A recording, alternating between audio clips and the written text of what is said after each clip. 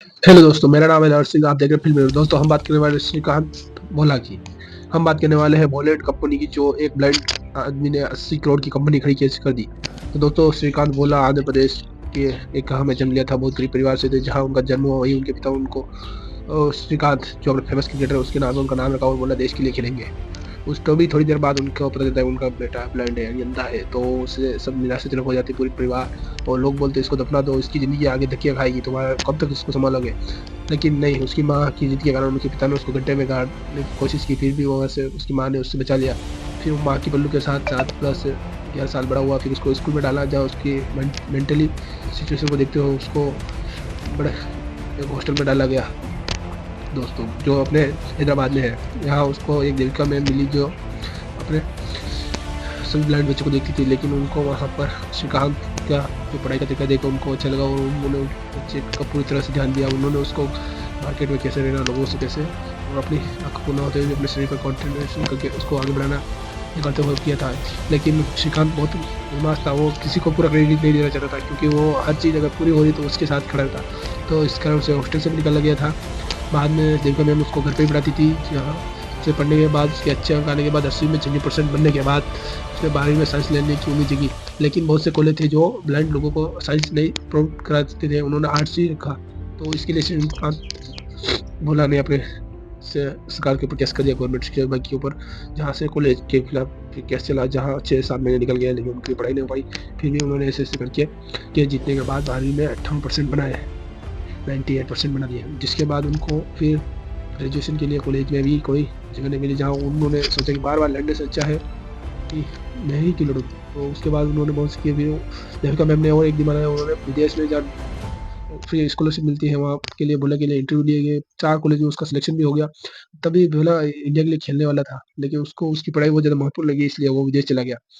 विदेश जाने के बाद उसने, विदेश जाने से पहले भी उसको बहुत सी कठिनाइयों का सामना करना पड़ा, लेकिन भोला श्रीकांत जो श्री है अपने, वो बहुत ही अच्छे इंसान हैं, उनका माइंड बहुत तेज़ है। ले कहते हैं नहीं, किसी लोग की आँखें ना होने पर उसका दिमाग बहुत तेज़ होता है, किसी के बोलने ना पर भी उसका दिमाग बहुत तेज़ होता है, कुछ न कुछ उसके कारण रहते हैं, लेकिन फिर भी तेज़ होता है। तो उसके बाद वो विदेश गए, जहाँ उन्होंने कॉलेज में पढ़ाई की, वहाँ 2-4 दोस्त भी बनाए, वहाँ से उन्होंने एक अलग तरीका का क्रिकेट सीखा, जहाँ से उन्होंने दूसरे देश के ज़रिए खेला, और अच्छी स्कॉलरशिप के बाद उनका स्पॉन्सर भी हल्दीराम स्टूडेंट कॉलेज यहाँ किया था।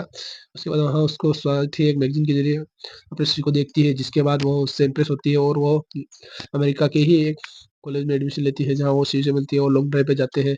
और इसके बाद श्री को देविका मैम से बात होती है, श्री इंडिया आने के लिए मना करता है। जब देविका मैम बताती है, तब उसके बाद उसकी फ्रेंड स्वाति उसको बताती है, जिससे इसके बाद श्री का मन बदलता है और श्री इंडिया आता है, जहाँ इंडिया आने के बाद वो कुछ करना चाहता है लोगों के लिए, कि लेकिन उस संघर्ष में उसको कुछ मिल नहीं पाता, बहुत दौड़ता है वो ब्लाइंड लोगों के लिए, नौकरी जॉब ढूँढने जगह नहीं मिलता। लेकिन जब एक बार वो अपने एपीजे अब्दुल कलाम से मिलता है, और वो एपीजे अब्दुल कलाम को वो जो बात बोलता है, उसको एपीजे अब्दुल कलाम के दिल पे लग जाती है, जिसके बाद वो बोलते हैं, "you are my best hero."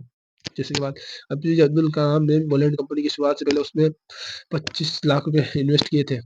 But उसके बाद उसको एक बड़े स्पॉन्सर की ज़रूरत थी, जो उन्होंने इसमें रवि का मुख्य दोस्त का रोल निभाया है, जो आगे चल के उसके कंपनी के लिए पैसे डोनेट करता है, जो 1 करोड़ ऊपर कुछ होते हैं।